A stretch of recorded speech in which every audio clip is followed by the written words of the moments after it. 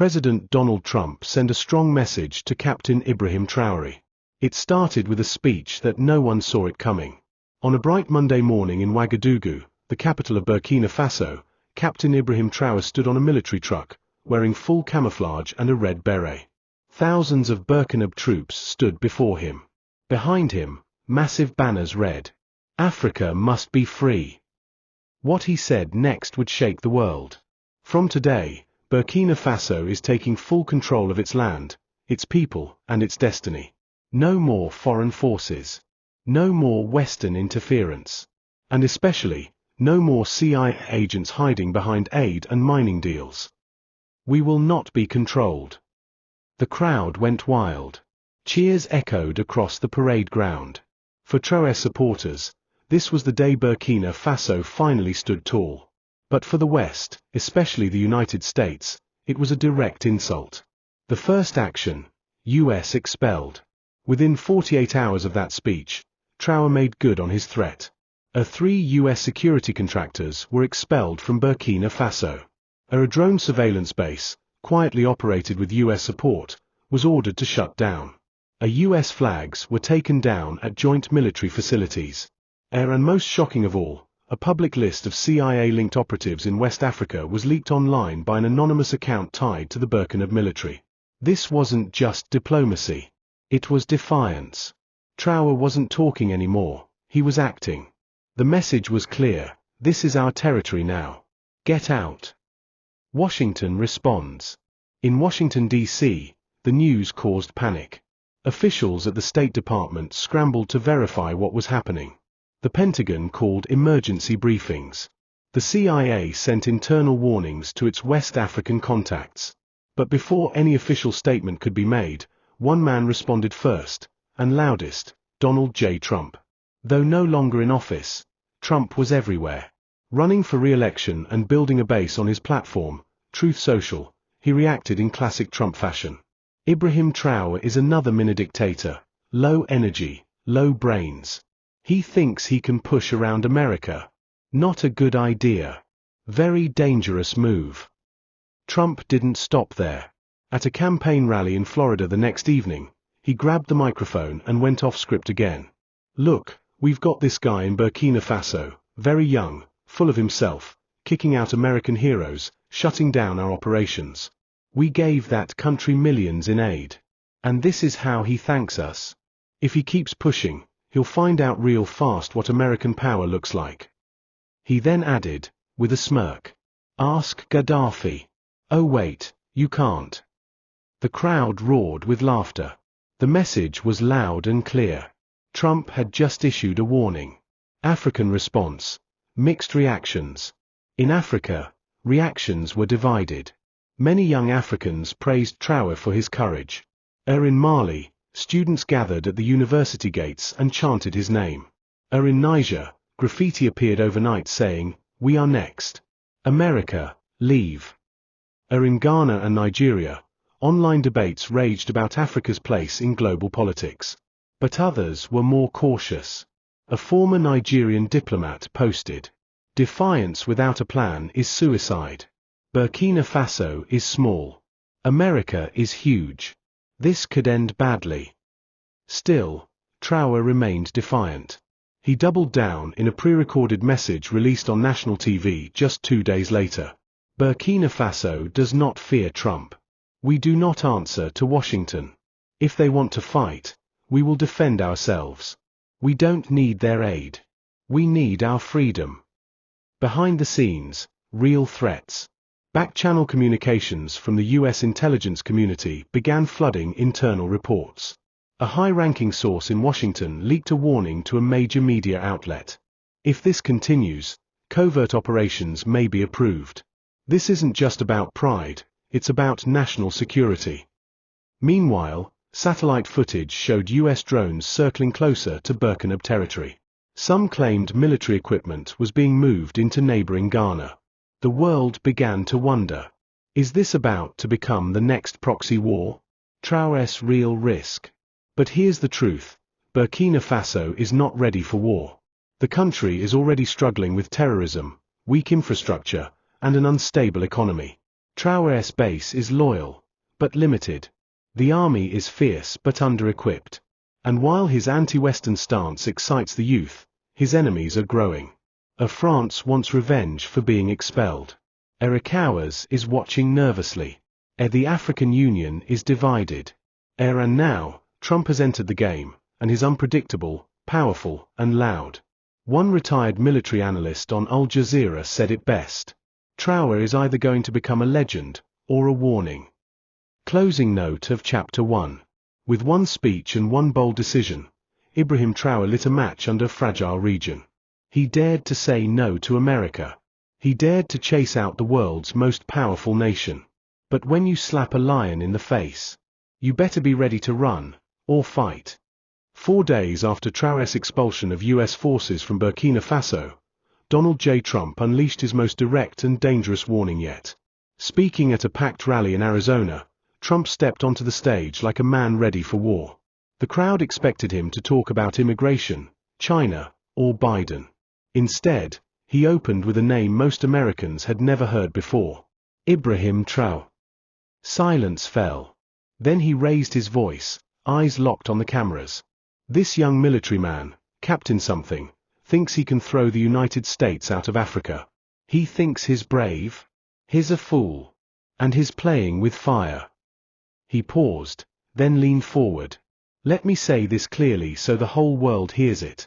If a single American is harmed, if $1 of U.S. interest is touched, if any terrorist group uses Burkina Faso as cover, Ibrahim Traoré will not survive the week. The room gasped. Reporters scrambled to confirm what they heard. Twitter exploded with hashtags. #Traoré warning. #Trump threatens Africa. #Burkina on edge. But Trump wasn't finished. He pulled a printed photo from the podium, a satellite image of a U.S. military base in Ghana. We're watching. We're close. And if we need to act, we won't ask for permission. This isn't the Obama era.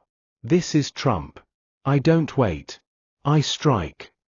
He dropped the paper, pointed at the camera again, and delivered his final blow. Traoré has 48 hours to rethink his stupidity. Or he will be nothing but a dusty footnote in African history, just like Gaddafi. Burkina Faso reacts. Back in Ouagadougou, Traoré and his team watched the clip in silence. Inside a secured military compound, his closest commanders were tense. Some advised a retreat, re-established diplomatic channels. Others warned that Trump's words weren't just threats, they were pre-invasion language. But Traoré stood firm. We will not be bullied. Not by America. Not by Trump. Let them try, they will see African resistance for what it truly is. The next morning, Traoré released a new statement to the nation, broadcast live across Burkina Faso and posted on every major platform.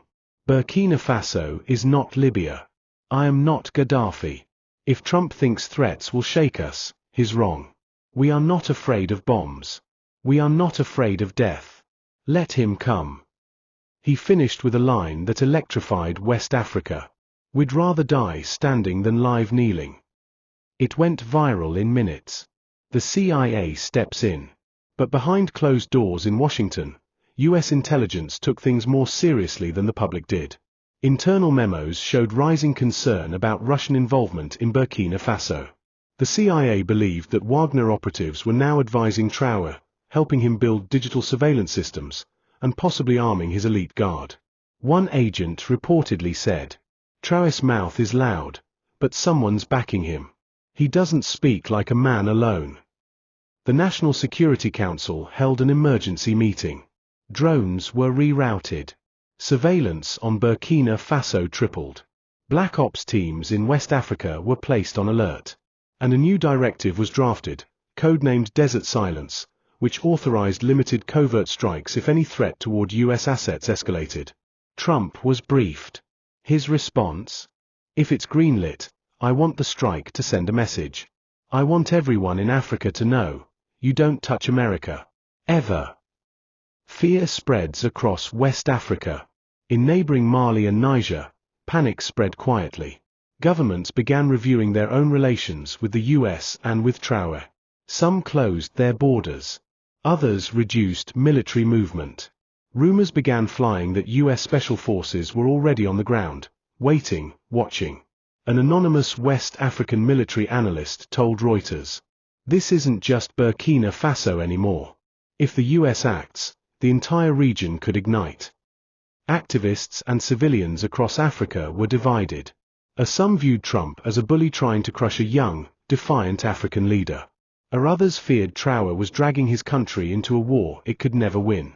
A viral tweet summed it up. Traoré has courage. But courage without calculation is a coffin. The clock ticks down. 48 hours after Trump's ultimatum, US surveillance detected unusual movement near a US-linked mining site in northern Burkina Faso.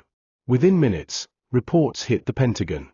Local fighters, armed and masked, had surrounded the facility. They claimed to be anti-imperialist volunteers.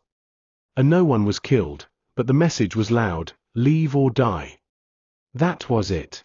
Trump took to Truth Social again and posted just 3 words. He made his choice. The world froze. Every embassy in West Africa was placed on high alert. Commercial airlines began canceling flights to Ouagadougou. The UN called for emergency diplomacy. Trump had drawn a line. Traoré had stepped over it, proudly. Now, one of the youngest African leaders was facing one of the most unpredictable US presidents in modern history. And both had made one thing clear. They don't back down. The world held its breath. Because next, someone was going to make a move. The skies over northern Burkina Faso lit up without warning. A loud explosion rocked the Oudalam province, near a restricted zone housing Burkina Special Forces. What followed was a precision aerial strike. US drones had made their move. The target, a suspected Wagner-advised weapons cache believed to be storing Iranian-made drones and Russian anti-air missiles. By sunrise, the entire facility was gone. Flattened. No survivors. A senior US official leaked a statement just hours later. This was not war. This was a message. Traoré's nightmare begins. Captain Ibrahim Traoré was in the capital when it happened. He was awake, in a high-security meeting when the call came through. "Sir, the northern base is gone. No warning. No radar detection." It was a clean hit. Silence fell in the room. Traoré stood up, hands clenched, eyes bloodshot. His worst fear had just come true. He underestimated how fast, and how quietly, the US could strike. He looked at his generals and said only one word: retaliate. Within hours, Burkina military checkpoints were activated nationwide. A curfew was announced. Russian advisors were spotted entering key military sites. National television aired non-stop footage of Traoré inspecting rubble and shaking hands with wounded soldiers. His new speech to the nation was short but thunderous. "America has struck us, without declaration, without mercy. This is war. And we will answer, not with fear, but with fire." Trump responds, ruthlessly. Donald Trump wasted no time. Just hours after the strike, he appeared in an impromptu live address from his Florida estate. He wasn't in a suit, he wore a black windbreaker and stared straight into the camera with an expression that meant business. "Captain Traoré has officially placed himself in enemy territory. We warned him. We gave him time. He ignored us. Now he'll deal with the consequences. If he makes one wrong move from here, he'll be history. It won't take a week. We know where he is." Reporters pressed him with questions. "Question Mr. Trump, is this war?" "No. It's a cleanup." Question: "Will you authorize more strikes?" "We'll do what's necessary. You don't get to threaten America, then act surprised when we respond. This isn't the African Union. This is the United States." Africa reacts. Shock and confusion. Across West Africa, panic and disbelief set in. The hit was surgical, no civilian casualties, but the message was terrifying. America is willing to use force. Some African leaders tried to calm tensions, calling for peace and dialogue.